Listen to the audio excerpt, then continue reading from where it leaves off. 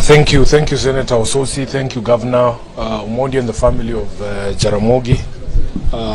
It's my first time coming back here since we buried my boss, my friend, my mentor, and as I've said before, it's been a difficult 6 months for all of us who knew Raila, because a lot has happened since he left us. I don't know what to say. I mean, it's quite surreal. It's the same feeling that I have having to go back to his house in Karen when we were doing his birthday. I honestly miss my boss, because Jacob was unlike anybody else that we've ever had opportunity to work with, to learn under. And it's just I was asking Babu, you know, if Mzee was alive, we would be running around the country with him the way that we are doing with you guys now. I just don't understand why he's not available for us to run around the way we used to run around. But everything happens for a reason. It's been a very difficult 6 months for the party, for all of us who believed in Mzee. But I hope to God that wherever he is not disappointed in us.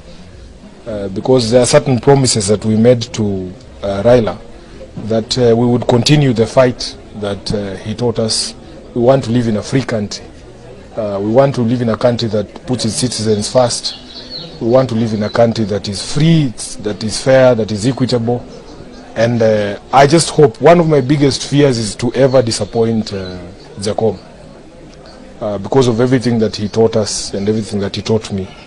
I was just telling the governor here that just moving around the mausoleum, saw a photo of my uncle there. Can you imagine that my father's generation were running around this country with Governor James Orengo, fighting for the very same things that we are still fighting for? It's very annoying, Governor, because some of us believe that every generation has its own fight. How is it possible that we are fighting the same fight that you guys fought in the 90s for freedom, for democracy, that you should be able to say your piece and just be left alone? You know, it is very frustrating, because we feel that as the subsequent generations, this country is not making progress. If my 9-year-old will still be fighting for the freedom to post something on Twitter or Facebook and just go home in 2050, I mean, we would have not achieved anything as a generation. So, Governor,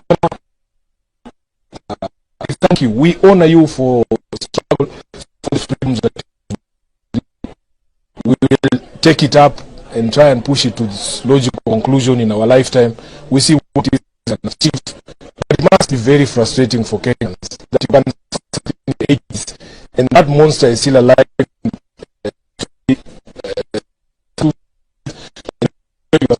Of expression and assembly and conscience and all. Very, very humbled. I am very humbled and honored, Bwana Curator, Bwana Omondi, to be back here. Actually, it's the first time I've actually done the tour, because the first time that I came to Kango, I was bringing my boss to rest here. And I have never had opportunity to do the tour. Thank you for all the good work that you're doing to keep history alive. Many people believe that Kenyans have a very fickle memory that we forget. And one of the things that Ososi has pointed out is that quote on Jaramogi's mausoleum, that freedom has a price. The price of democracy also is eternal vigilance, that you have to wake up every day to remember that all the things that have happened in the past can actually happen again. You guys should not take these things for granted, but we can wake up one day and you have somebody in power who says we no longer have any of the freedoms that Kina Orengo and the others fought for. So it is up to us to be able to push these freedoms as far as possible. And I hope to God that we don't disappoint those who have gone before us, who started this journey for a free and fair Kenya. Thank you, and God bless you. Ladies and gentlemen, I want to thank you very much for welcoming us here. We've come here today to visit. I worked with Baba during the AU campaign, and before that, the 2022 elections, and even when he was the high rep for infrastructure development, and I was working with NEPAD, so I was supporting him then. And what I know is that Baba was a man of conviction, and he fought for what is right. sometimes I would call him and say I may not agree with something he has said or something that's going on, but he would listen and reason out until you understand where he's coming from or where you are coming from. And on the day of the burial, I broke down because I asked myself, what will happen to us when our young people are killed in the streets, when things go wrong in this country? Who is that person who will be able to fight? And I feared, and I know that fear. So many Kenyans had that fear. Who will fight for us? Who will take over that fight from here? So today, with my colleagues, I just want to say that we are committing to Baba as we stand here, that will take over the fight. When Kenyans are suffering, when they are oppressed, we will take over from where Baba left from. And we will fight, and we shall not let him down. Thank you.